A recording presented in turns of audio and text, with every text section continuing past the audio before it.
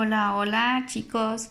Vean, esta parte que nos corresponde trabajar esta semana es calculando ángulos utilizando razones trigonométricas. La semana anterior habíamos trabajado cómo calcular la longitud de uno de los lados del triángulo. Esta semana nos corresponde calcular la medida del ángulo agudo con el cual vamos a trabajar dentro de la figura. Entonces, acá por ejemplo, en este triángulo podemos observar que acá tenemos el ángulo alfa, que es lo que nos están pidiendo que determinemos cuánto mide ese ángulo alfa, ¿verdad? Tenemos esta longitud que son 7 centímetros y tenemos esta otra longitud que son 15 centímetros.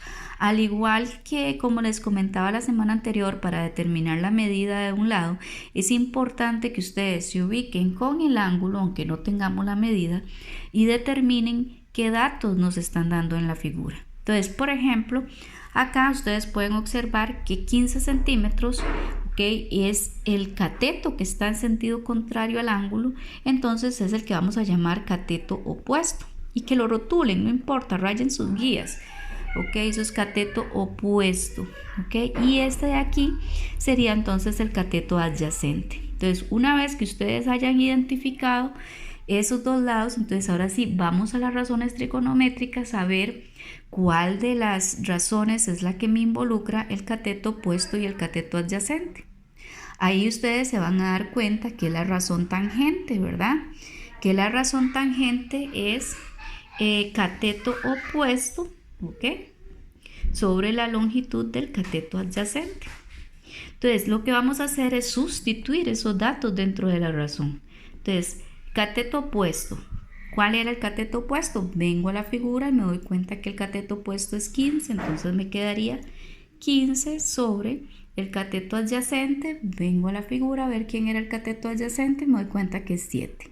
Y ahí nos queda establecida ya la razón, ¿verdad? Entonces, acá como lo que vamos a calcular es el ángulo, a diferencia de la semana anterior que era a un lado, tenemos que utilizar la razón tangente, pero que está en amarillito sobre la tecla de la calculadora. Observen que en la calculadora, ustedes donde está la tecla de la razón tangente, se las voy a mostrar aquí, ¿verdad? Acá exactamente.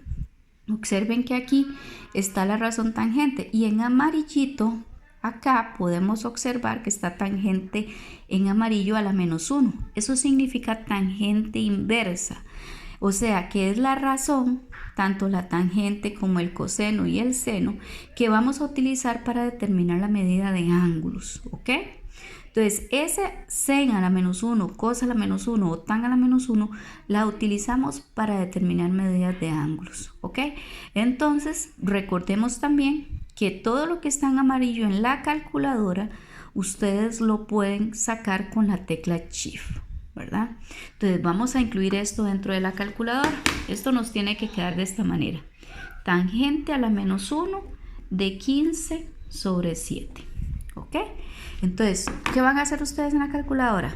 Presionan la tecla Shift, presionan la tecla tangente, en este caso de aquellos, ahí le va a salir tan a la -1, incluimos la fracción y ahí vamos a colocar la razón que tenemos planteada, que en este caso sería 15 sobre 7, cierro el paréntesis, y presiono igual.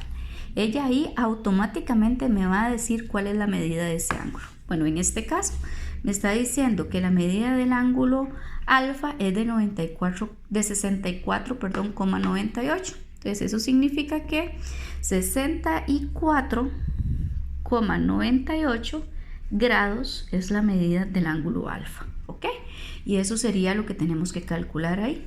Siempre es importante que observen que sus calculadoras estén aquí en D, porque si no están D, esta medida, este dato nos va a dar diferente. Entonces siempre es importante que observen que sus calculadoras estén en D para que el resultado que obtengan sea el resultado correcto. Entonces en este ejemplo número 1, bueno, utilizamos la razón tangente porque lo que teníamos era el cateto opuesto y el adyacente, ¿verdad?